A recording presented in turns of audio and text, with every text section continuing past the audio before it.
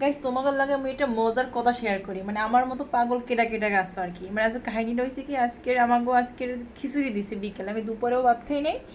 মানে রাত্রে দিয়েছে খিচুড়ি, আছে রাত্রে খিচুড়ি দেবে তো আমি জানি না, খিচুড়িটা ভালো মতো মানে ভালো লাগে না আর কি, মানে চাউলটাও মনে হয় ভালো মতো করে নেয় আর কি, ওই খাবার দিয়েছে তো আমি তাড়াহুড়ো করে দুপুরে খাই নাই, ক্ষুধা লাগছে প্রচুর পরিমাণে, কোনো রকম খাই, মানে দুপুরের খাবারটা নষ্ট হয় না, তারপরে দুপুরে খাবারটা ফেলাই দিছি আর খিচুড়িটা কোনো মতে খাইয়াও ফেলাই দিছি। তো আজকে রয়েছে মেবি সোমবার, আমার শনি রবি সোমবার খাবার আগে রাত্রেবেলা ওষুধ আছে, আমি খাবার লাবার ফালাই দিয়েছি, এখন আমার মনে পড়ছে আমি ওষুধ খাই, মানে কেমনটা লাগে এখন, এখন মনে পড়ছে আমি ওষুধ খাই না, এখন আমি কী খাও, মানে রুমের ভিতরেও কিছু খাবার নাই, কারণ আমরা আমরা কালকের বা পরশু বাড়িতে চলে যাবো সবাই, এই জন্য কেউ খাবার দাবারও কিনতে আসি না। তো আমার ফ্রেন্ড গেছে বাইরে, ওরে আমি ফোন দিয়ে কইলাম প্লিজ দয়া করে আমার জন্য কোনো খাবার বাইরে দিকে নিয়ে আন, তোমাকে ওষুধটা খাওয়ার জন্য, কারণ একটা মিস গেলে আমার মানে এত কয়দিন যে ওষুধ খাই সব সব শেষ। মানে আমার মতো পাগল কেউ আসো ভাই,